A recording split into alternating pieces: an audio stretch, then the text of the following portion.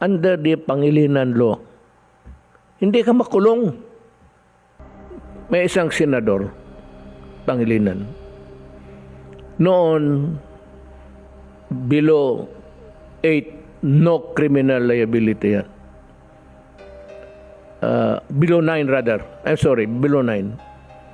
Above 9, under 12, may tignan ng fiscal o ano, if there is really malice or a violent character.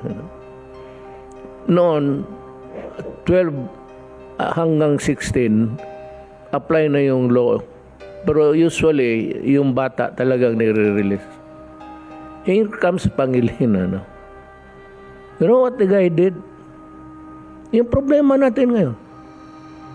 Yung mga hold-upper, yun yung nakikita ninyo noon na sa Dewey Boulevard.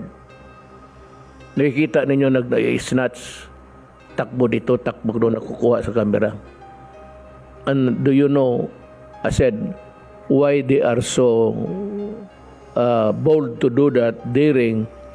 Because they have been previously, sa experience nila, under the Pangilinan law. Hindi ka makulong. Kung yung 15 years old, papasok ka ng bahay, sasaksakin ka, patayin ka, tapos kunin mo yung kinuha yung pera. Pagdating doon sa stasyon, sabihin ng police, report ng recorded, go where you want. That increase the number of crime tenfold. Fiscal na ako noon. Sabi ko, napakagagong ito. And the Congress that went along with it. Yung mga abogado, tanungin ko siya, buhay pa man kayo. Yung members of the Congress, hindi pa ninyo binasa ng gusto yan?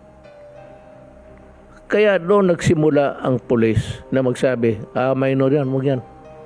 Hindi yan. Kaya lumalaban. Even if it's a minor, it's a